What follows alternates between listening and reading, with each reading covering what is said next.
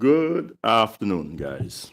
Yeah, it's been a little while since I did my last one man podcast or whatever you want to call it. Back on island.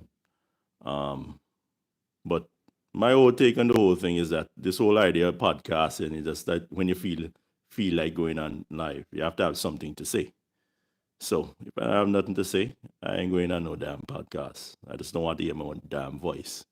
But one of the things people tell me I need to do is to tell people to subscribe to my YouTube channel. So if you can, please feel free just to press that button there, subscribe for my YouTube channel, and we'll get into the business because I not go hold you back from picking up your kids from school or going on your lunch break or getting some business done. Times are hard now. That extra 2.5% is upon us. So we've got to make every productive time in the day count. And we all know the whole situation here in Antigua that they're just leveling all the farms. Left, right, and center is like they just gone amok. Just gone like a bull in a china shop. They just wipe out all the farms and put us on hold, and everybody who need to get paid, the cronies and the bubble, everybody get paid and make a man get this chunk of land up there by there, and everybody gonna be happy ever after. But for the poor black people, that is the plan. Now that we know it, what has happened since it's been revealed that Donbass is gone, our research and our experimentation station for agriculture? The UPP has made strong strides and attempted to hold pickets. We're in line with them to get off the pickets. But nobody's showing up. Everybody waiting, looking over their shoulder to see who is going forward to address the issue. We've heard an Observer, we heard an ZDK, we heard in other media houses the arguments for saving the farms, especially Donbass. And anybody in their right mind that has a little bit of soul and doesn't have evil in their veins and heart cannot really put up a sensible, reasoned argument for why on a small island that cannot feed itself, we're going forward even further to get rid of farms. Food security is at stake, but what it does appear to happen is that money talk and bullshit walk. So I am not going down that line there again about how the farms this and how the farms that. It's been beaten for the last 3 weeks or 4 weeks on the radio stations. So therefore, I just want to go to a different tack. We're hearing about these Oasis class boats that are coming to Antigua sometime this month because they have the fifth berth. The fifth berth is supposed to be bringing us a wharf load of people. One of these cruise ships can carry 5,000 passengers. And in order to steer the ship, maintain the ship, to serve the passengers, they have a staff of another 2,500 individuals just to service the 5,000 that paid to get on board. So do your maths, it's 7,500 people coming to the shores of Antigua and Barbuda at the fifth berth when this Oasis class comes to Antigua. And my biggest concern when we talk about tourism is everybody's business. It's the fact that tourism is everybody's business, but we don't consider eating food everybody's business with the farms. And you see these tourist boats coming into Antigua and Barbuda, they get bigger over the years. Where was it? Was more not bigger than one of the Alfa Nero coming size cruise ship. Now we're having these cities on the sea. And the big concern is what are Antiguans getting from these cruise lines? And even more so, if you're on one of these boats with all the amenities, would you really? I'm a die-hard Antigua, born Antigua nationalist to the core. I've never been on a cruise, never really cared to go on a freaking boat. I want to have your fungi and shad on the boat as a menu. I'm not really interested in that. But if I had to make a choice for what I just researched and did that these Oasis class boats have, and you pull up at a port called St. John's Harbor, and you look off at the dingy streets and the potholes, and you'll probably get a whiff of the stench in the gutters as the breeze usually in St. John's goes from the east going west. I'm not too certain that this is such a benefit for us because of the amenities and the stench when they look up at the St. John's, the city. We can't compete from what I'm seeing these boats say they have on board. And I'm gonna just give you a little taste of what they have. And the whole thing is to counter it at something that we have in St. John's or Antigua overall. Somewhere in Antigua, we can counter what this hotel on the sea can provide for the tourists and to take their dollars not only to purchase a ticket to go on a cruise, but the money that they will be spending to purchase items on the boat and the other activities they have, the other amenities. But this stuff is just ridiculous. First of all, I deal with the Oasis card, Symphony of the Seas. Symphony of the Seas, them this, they have a wonderland. The best nights out start with an incredible meal and dining experience at Wonderland Imaginative Cuisine. Master chefs walk the line between fantasy and reality, serving up creative cocktails and dishes designed to whisk your way down a rabbit hole of wonder. What do we have in Antigua and Barbuda that we can call a rabbit hole of wonder? It's a wonderland that they're saying that the experience they have. Where you can carry them down? The Nook? The Nook done shut down nearly 20 years ago. All right then, let's see what else I can do. I can carry them down Commissioner Grill. Wait. Commissioner Grill burned down. For what? 15 years ago. 10 to 15 years ago. Where you carrying them to? Golden Peanut? You go up St. Mary Street now. Maybe you can go Roti King and treat the 5,000 passengers to a roti. Because I'm not understanding what's really going on here. The whole situation is St. John's cannot compete for the passengers, all this war for people to come off and spend money. And the more we dredge our harbors to accommodate the bigger ships, is that the bigger ships are having more amenities to keep the passengers on board. And that is a big problem. So I don't know what really the plan is for national development, but they say it's a wonderland. Now let's move on. Because we just the Oasis class we're dealing with. Not dealing with the small, I didn't even know dinghy boat. We're dealing with the Oasis class. Mixology meets technology. At Bionic Bar, 2 robotic bartenders. You hear that? They have a robot pan the cruise line that will serve you whatever you want, whatever fantasy. So even if you have one or Antigua at a bar, I'll make you a pina colada or rum punch. By the time you say rum punch, the robot done make the rum punch for you. The Antigua man take your time and do it the old-fashioned way. The robot can make about 1,000 rum punch when he pan the first rum punch. He didn't even miss the rum with the punch yet.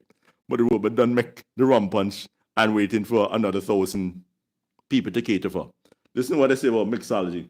At Bionic Bar, 2 robotic bartenders take orders in binary and sling the drinks to perfection.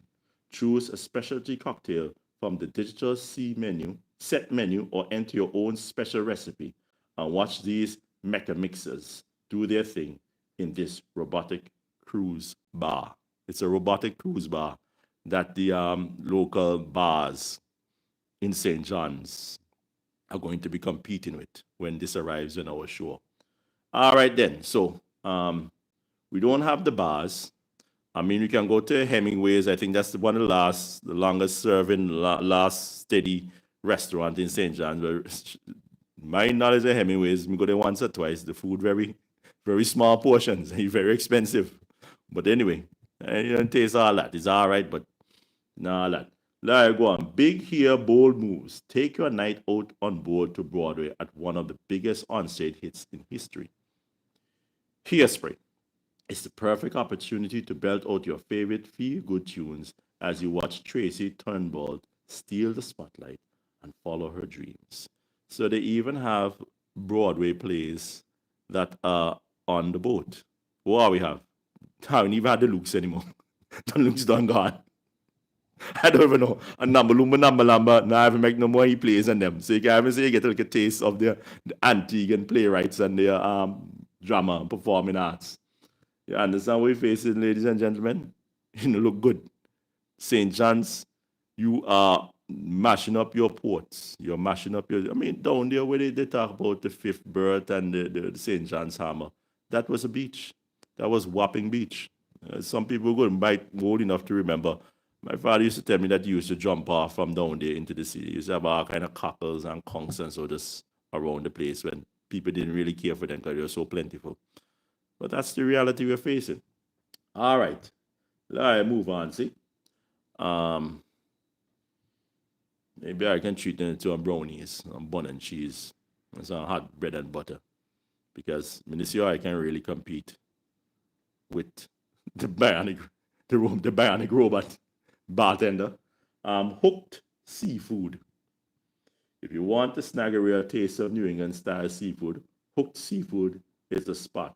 Crispy golden Maryland crab cakes, delectable sandwiches like the Maryland clam strip sandwich, just chopped, just chopped oysters and other raw bar favorites.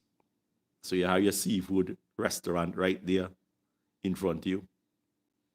You understand? So we move on to Sugar Beach. Treat your sweet tooth to every candy under the sun, plus a few sugar-coated surprises. Sugar Beach is stocked to max candy capacity with all your favorite confections.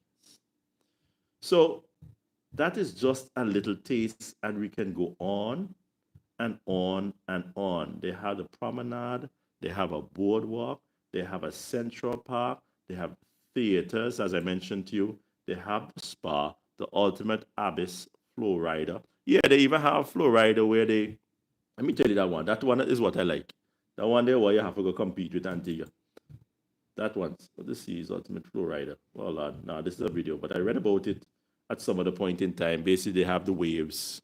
The waves are hydraulic pumps and pressure rise to create the waves of the Caribbean Sea or the Atlantic Ocean, and you're on your surfboard or bungee board or whatever you want to call it, boogie board, and you are just surfing it up. You don't have to go off on no beach where there's waves. They provide that for you.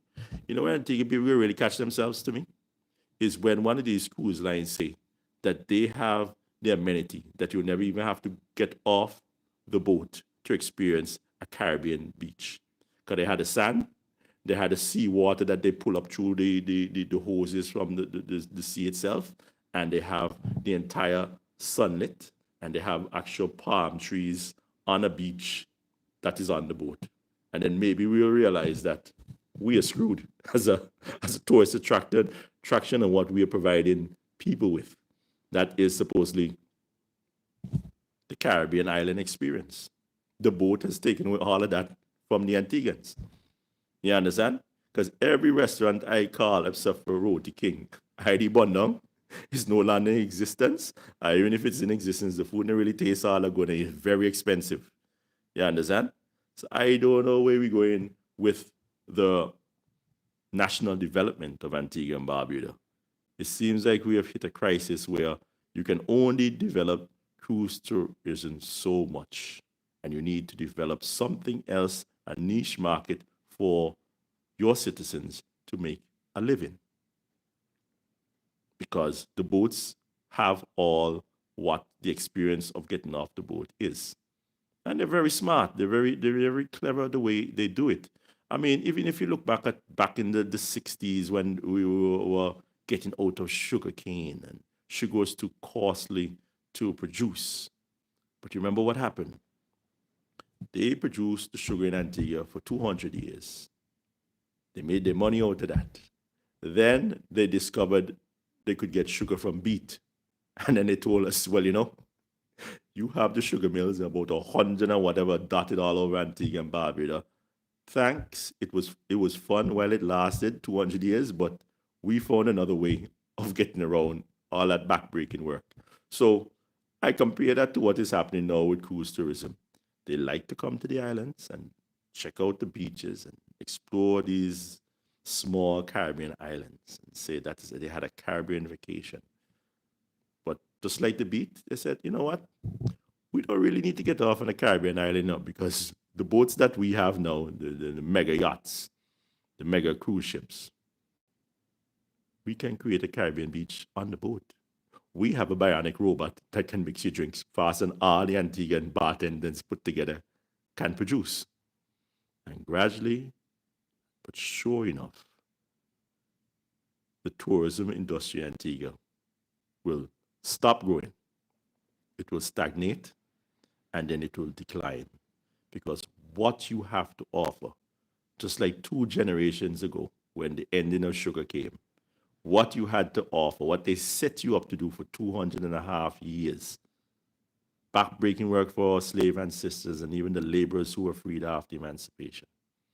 They didn't need it any longer because they found a way to get around going to an island. They found a way getting around processing and harvesting sugarcane in a sugarcane economy. That is the reality we are facing. I am hoping that at this point in time that the damage that is being done to the farms can be arrested, can be halted, can be stopped with political will by all the opposition combining together. I am one that believe in that. I'm 52 years old. I'm all right, man. We are going off beautiful beaches when Antigua had beautiful beaches, but you have children, and they will have children, and something needs to be preserved. When you tell your children that Antigua used to have the best cotton fields and the best produce cotton, the Sea Island cotton poplin, you're always going to be telling your children what we had. We had the best beaches, but cruise tourism destroyed them. We had the best cotton, but we decided to put houses on them and to go head first and blind us on into supporting a tourism industry that cannot support us 365 days a year. It is only 6 months out of the year that we say our economy, the major part of our economy is running. How does that work? To me, the people of Antigua and Barbuda are blind, deaf, and dumb when they select their leaders. The political system is stacked against anybody or any individual, any small group that intends to be accountable and to run this country in a way better than party politics has allowed it to have been since the late 60s. The fact is that even these cruise lines that we are pushing, they're causing so much devastation to the environment. I saw another article here, right? Let me see now. The world's largest cruise ship. The world's largest cruise ship is a climate liability. As massive ships like Royal Caribbean's Icon of the Seas tack on more energy, intensive amenities, emissions from the cruise industry are climbing. So we are part of damaging the ozone layer and causing the greenhouse effect. It's an article. Let me see where this article is from. It's Mint Lounge. That's where the article is from. I'm not seeing a date. I think it was 2 days ago, though. I remember pulling it up over 2 days ago when it came out.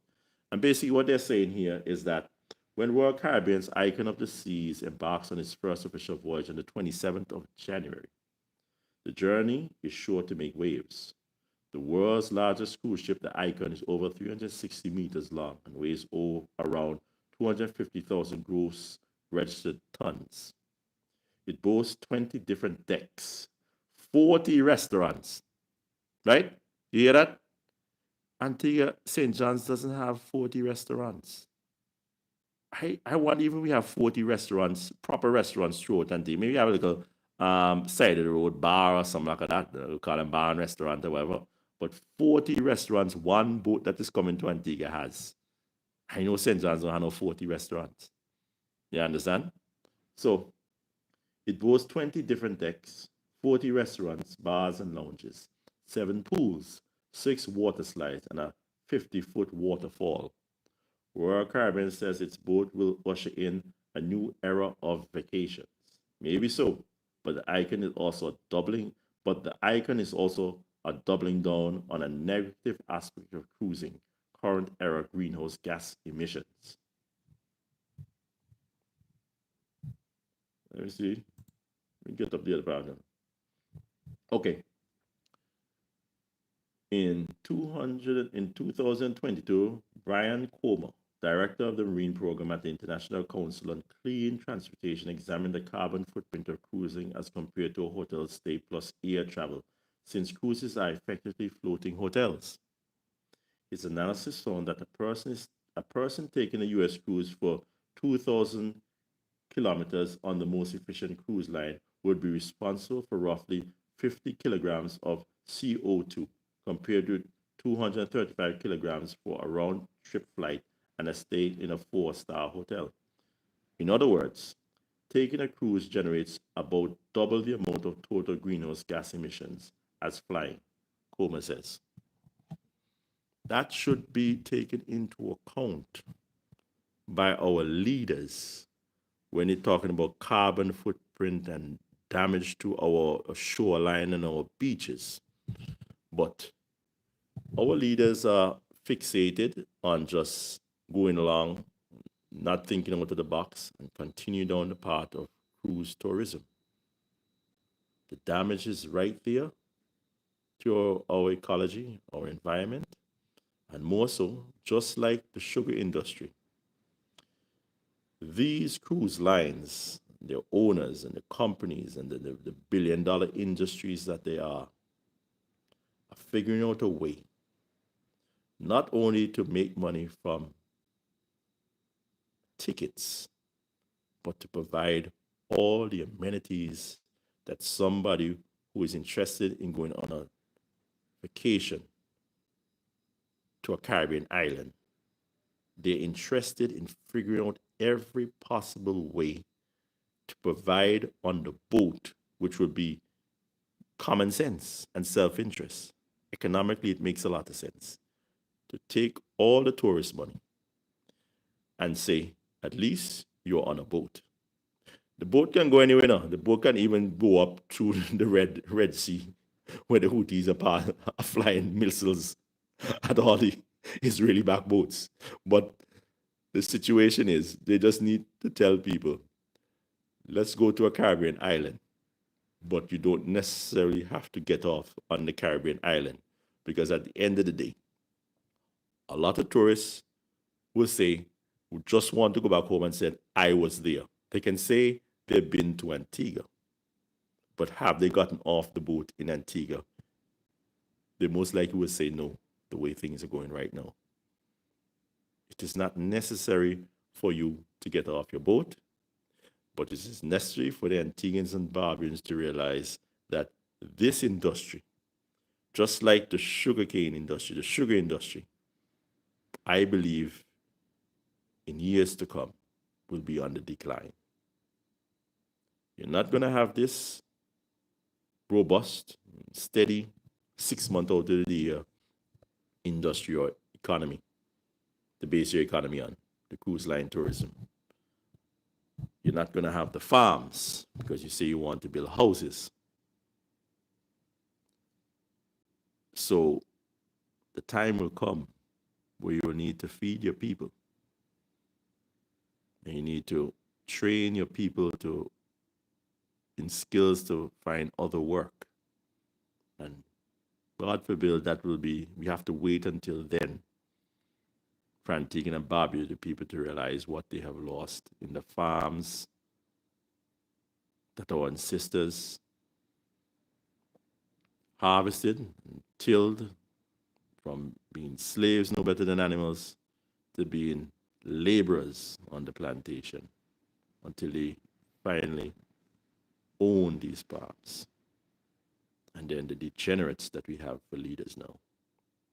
Dustin Brown, the other set of bottoms in the cabinet, coming to tell you that it makes more sense, economic, planning down the future of a country to wipe out a farm as important as Dunbar's and to put up houses for people that can't even afford the houses. We wait and see how this matter plays out. But as I said to you, with cruise tourism, the state of St. John's figured that any administration got into power, and after 10 years, that the capital of Antigua and Barbuda, St. John, is still in the deplorable state that it is. But you are not really interested in attracting tourists to get off the boat and to spend money on the island of Antigua and Barbuda. If you go up Long Street and you reach up at the big church, St. John's the Divine, you enter the gate on Temple Street. 9 times out of 10, the gate is locked. If you by chance as a tourist get to go through those gates with the angels or the apostles on either side of the gate, you will look and you'll see the state of the wall, you'll see the deplorable state of the church, the condition that those tombs and consecrated ground are. But maybe you'll get lucky and you could buy a map or a brochure or a history book on the church from the souvenir shop that these tacky Anglicans built in the graveyard on consecrated ground. And if you don't get into that, you can just make a right down Temple Street and make a left on St. Mary Street, and then maybe you can go to Ebenezer Methodist Church. It's better kept, but doesn't have the sort of oomph of the Anglican Church, the big church. And you can see the car park that was built on the consecrated ground. And then you get a taste of what we don't have for you to really explore our country, to spend money in our country. I personally, me do a beeline right back to that robotic bartender. That's the one we want right now. I'm going to tell the bartender, we can tell the bartender to rub salt in the woman and thing, people. I'm going to tell him, give me some Cavalier rum with 3 ice, shaken, not stirred. Because we're even a Cavalier guy, we get Cavalier in Antigua right now. It's a sad situation. Very, very sad. People that know probably don't care.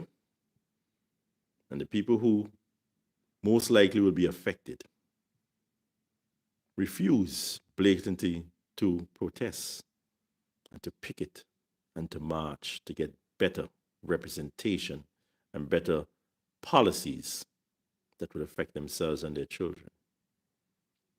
One of the things I remember when I came home in 2002, it was all the Lester Bird administration, the LP, they were talking about they're buying up all that land down, they buy Fibre, and they had to move the people out of Fibre and move them up to Belmont because they're going to develop the whole boardwalk and that area down there, board in St. John's Harbor into this cater to cruise tourism. Everybody would brag and say Lester built a hospital or half built a hostel. His name is on there. What about the policy? What were they building down there? Because they don't get the people out of Fibre. They move them out, displace them up in Belmont. But what you see down there at St. John's Harbor, down at the jetty and the wharf, is rats, discarded cartons and containers, and people eat food, and it probably washed out in one of the drains or so into the harbor. You see a couple shops, shabby looking shops. They need a coat of paint. They need more variety. They need to spruce up that boardwalk or that area. It was supposed to be done over 20 years ago on the Antigua Labour Party. I hear nobody mentioning that. The people have been displaced from their houses. And, oh, for God, that's poor black people. They don't really count. They're probably the same ones running behind the same politicians for $100 now. Because tourism is everybody's business. Ladies and gentlemen, subscribe to my channel if you get the chance, and I will be on again real soon. God bless. Bye for now.